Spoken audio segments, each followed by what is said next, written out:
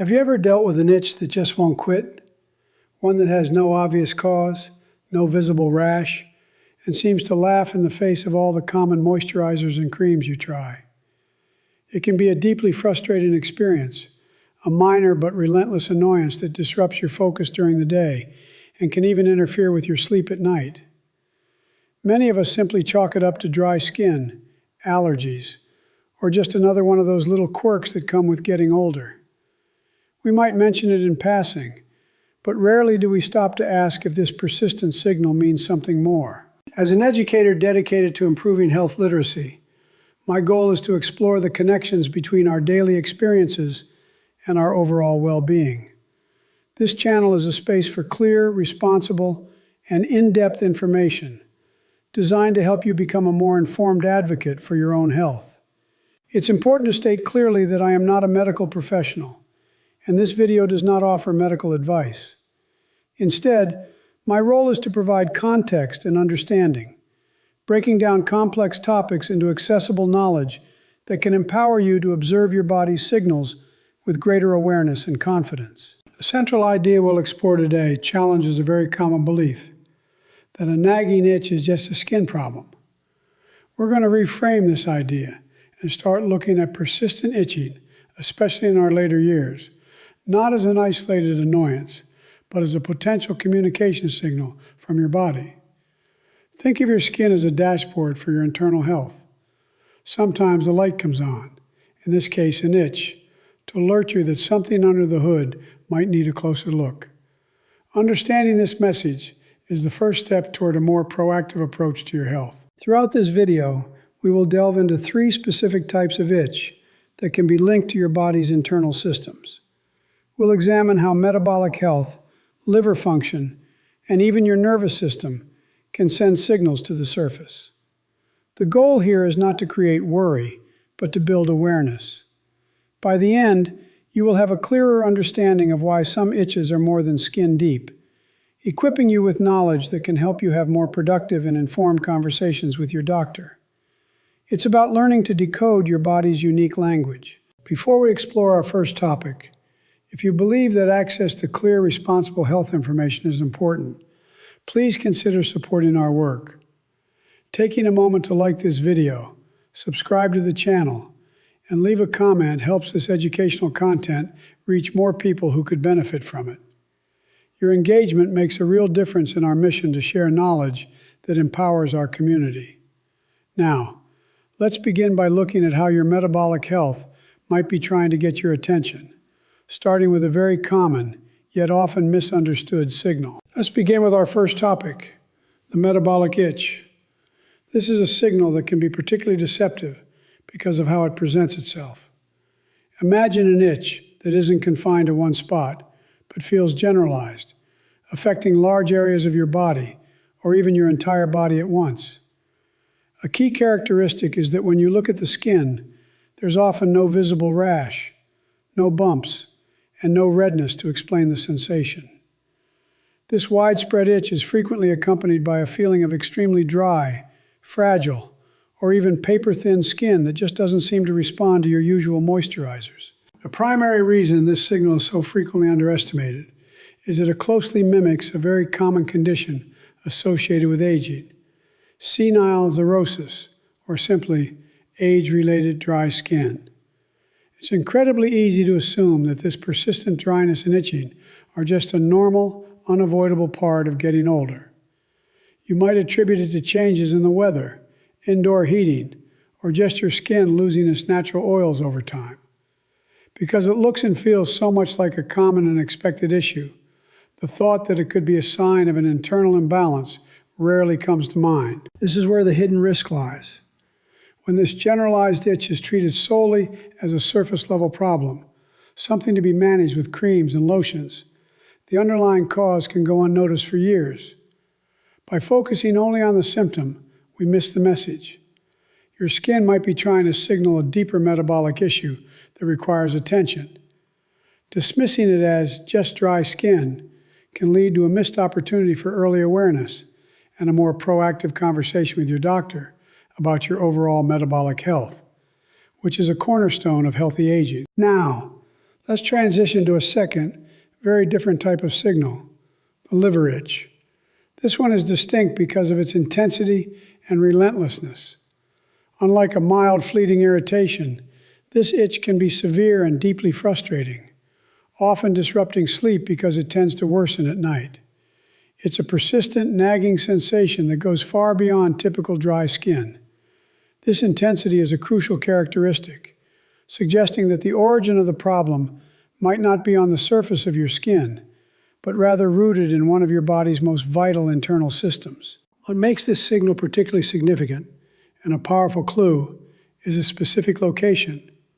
The liver itch is classically most severe on the palms of your hands and the soles of your feet. This is highly unusual for common skin problems like eczema or allergies, which tend to appear in different areas.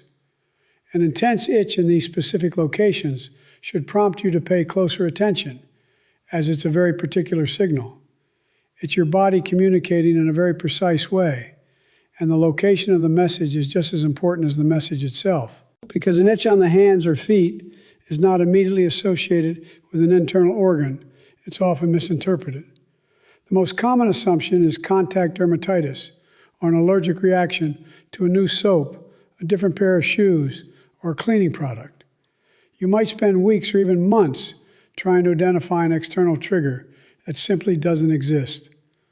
This process of elimination delays a deeper medical investigation, allowing the true source of the problem to remain unaddressed, while you focus on the wrong set of potential causes. Finally, let's explore our third signal, which can be the most confusing of all, the neuropathic itch.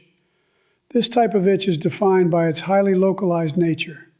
Instead of affecting the whole body or specific regions like the hands and feet, it's confined to one particular patch of skin. It might be on one forearm, a small area on your back, or a section of your scalp. It's often described not just as an itch, but as a bizarre crawling, burning, or tingling sensation, sometimes feeling like there are bugs on the skin. The most perplexing aspect of the neuropathic itch is the complete lack of a visible cause. When you examine the area, your skin looks perfectly normal. There is no rash, no redness, no swelling, and no apparent irritation to explain the relentless sensation. This absence of physical evidence is what makes the signal so easy to dismiss. You might start to question what you're feeling, wondering if it's all in your head, or just a strange passing irritation that isn't worth mentioning to anyone, not even your doctor. This is precisely why the signal is so often underestimated. Because there's nothing to see, the idea that the problem could be originating from your body's wiring, your nervous system, is rarely considered. The itch is not a skin problem at all. It's a nerve problem. By dismissing the sensation because the skin looks fine, the real issue is overlooked. The body is sending a clear signal about potential nerve irritation or damage, but because the message appears on the skin, we misinterpret its origin and miss the opportunity to investigate the health of our nervous system. That generalized body-wide itch can be linked to silent metabolic conditions that develop slowly over many years. One of the most common is undiagnosed or poorly managed type 2 diabetes. In this state, the body struggles to regulate blood sugar levels, leading to an excess of glucose in the bloodstream. This high sugar environment can damage small blood vessels and nerves, impairing circulation and hydration to the skin. Over time, this leads to the chronic dryness and fragility that generates that persistent, frustrating itch. The process is so gradual that it becomes normalized, mistaken for just another part of aging. This slow progression creates a dangerous false sense of security. The early signs of metabolic imbalance, such as increased thirst or fatigue, are often subtle and easily dismissed as normal life stressors. The accompanying itch is treated as a separate minor skin issue. Because there is no sudden alarming symptom, there's no perceived urgency to investigate further. This allows the underlying condition to advance unchecked for years or even decades. The persistent itch is an early warning light on your body's dashboard. But because it's a quiet one, it's frequently ignored until more serious, systemic complications begin to appear. Another silent condition related to this metabolic signal is early-stage chronic kidney disease. Your kidneys are your body's primary filtration system, responsible for removing waste products from your blood. When their function declines even slightly, substances like urea and other toxins can begin to accumulate. These uremic toxins can be deposited in the skin, triggering a deep and persistent itch known as uremic pruritus. Crucially, kidney disease often presents no obvious symptoms in its early stages. A person can lose a significant amount of kidney function without feeling sick, making this skin-level signal an incredibly important, yet often overlooked clue. Now, let's consider the intense itch on the palms and soles. This very specific signal is classically associated with liver dysfunction, particularly a condition called cholestasis. This occurs when the flow of bile, a digestive fluid produced by the liver, is reduced or blocked. As a result, bile salts, which are normally eliminated from the body, build up in the bloodstream. These salts can then accumulate in the skin, causing a severe and maddening itch. The concentration of these deposits tends to be highest in the hands and feet, which is why the sensation is so pronounced in those areas. One of the most common silent conditions that can lead to this is non-alcoholic fatty liver disease, or NAFLD. This is a condition where excess fat builds up in the liver and is becoming increasingly prevalent. For many people, NAFLD can progress for years, even decades, without causing any pain or noticeable symptoms. The liver is a remarkably resilient organ and can continue to function even when it's under significant stress.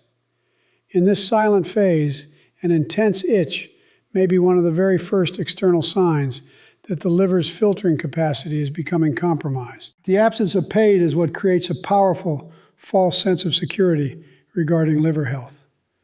We tend to associate organ problems with discomfort, but the liver doesn't have many nerve endings, so it rarely hurts until damage is quite advanced. Because there is no pain, and the symptom is an itch on the hands or feet, the connection to an internal organ is almost never made. This disconnect between the location of the symptom and the source of the problem allows the underlying liver issue to progress silently, while attention remains focused on finding an external skin irritant. Finally, that strange localized itch, the one with no rash, is often not a skin problem at all, but a nerve problem. This condition is known as neuropathic pruritus. It happens when nerves in a specific part of your body become damaged or irritated and start sending faulty signals to your brain. Your brain misinterprets these chaotic signals as an itch, even though there is absolutely no issue with the skin itself. This is why the area can feel like it's crawling, burning, or tingling, and why looking at it reveals nothing out of the ordinary. This type of signal can be associated with several silent conditions. It can be a sign of peripheral neuropathy, where nerve endings are damaged, often as a long-term complication of unmanaged diabetes. It can also be caused by a pinched nerve in the spine due to age-related degenerative changes, like a herniated disc. In this case, pressure on a nerve root sends incorrect signals along that nerve's pathway, creating an itch on a patch of skin on an arm or the back. Furthermore, deficiencies in certain nutrients essential for nerve health, like vitamin B12, can also lead to nerve damage that manifests as this phantom itch. The complete lack of a visible cause is what generates a profound sense of false assurance. When you look at the skin and see that it is perfectly normal, the logical conclusion is that the problem must be minor, or perhaps even imaginary. This visual confirmation that nothing is wrong makes it very easy to dismiss the sensation as a fleeting annoyance. This dismissal, however, means the underlying nerve issue, whether it's metabolic, structural, or nutritional in origin, is never investigated, allowing the root cause to continue unaddressed while the confusing signal persists. Let's now connect these signals to the choices we make every day. The hidden risks we've discussed often grow from habits that are so common and socially accepted they seem entirely harmless. Consider the metabolic itch. A diet high in processed foods and sugary drinks, coupled with a sedentary lifestyle and inadequate water intake, has become the norm for many. These aren't dramatic decisions. They are the small daily choices that over decades can quietly overload your metabolic systems and your kidneys, eventually sending a signal to the surface in the form of that persistent, generalized itch. This pattern of seemingly minor choices creating cumulative risk is especially true for our liver. Think about what is considered normal in our culture. Having a glass of wine or a beer with dinner is a daily ritual for millions. Similarly, reaching for over-the-counter pain relievers like acetaminophen for frequent headaches or muscle aches is a common reflex. These actions, when they become chronic habits, place a consistent, low-grade strain on the liver. Combined with a diet rich in processed fats, these normalized behaviors can contribute to silent liver damage over time, with that intense itch on your hands and feet being a potential late-stage signal. The same principle applies to the neuropathic itch. Our modern lives are filled with habits that can compromise our nervous system. Spending hours hunched over a computer or binge watching a favorite series can lead to poor posture and pinched nerves. A diet heavy on convenience foods might lack the essential B vitamins that our nerves need to stay healthy. We often dismiss minor tingling in our hands or feet as them having just fallen asleep. These common habits and overlooked sensations, repeated day after day, can contribute to the gradual wear and tear of our body's wiring, leading to confusing signals like that localized phantom itch. As we've seen, the connection between our daily habits and these subtle signals is profound. The risk isn't in a single action, but in the cumulative effect of choices that seem insignificant in the moment. By understanding that these common behaviors can have long-term consequences, we shift our perspective. We start to see our body's signals not as random annoyances, but as feedback. This awareness is not about blame or guilt. It is about empowerment. It gives you the context to observe your body more thoughtfully and to appreciate the intricate relationship between your lifestyle and your long-term well-being. So, let's bring our conversation to a close by returning to our central idea. The common belief is that a persistent itch is just a skin problem, an inevitable part of aging. Today, we have reframed that notion. We've learned to see a stubborn itch not as a simple annoyance, but as a potential communication signal from your body. It is an alert, a check engine light, inviting you to pay closer attention. Your skin is a messenger, and understanding its language is a powerful step toward a more proactive approach to your health as you age. Throughout our discussion, we explored three distinct examples of this communication. We saw how a generalized, body-wide itch might be linked to your metabolic health. We learned that an intense itch on the palms of your hands and the soles of your feet could be a signal from your liver. And we discovered how a localized itch with no rash might originate not in your skin, but in your nervous system. These examples illustrate a single vital principle. What happens on the inside of your body can, and often does, show up on the outside. This knowledge is not meant to cause alarm, but to foster awareness.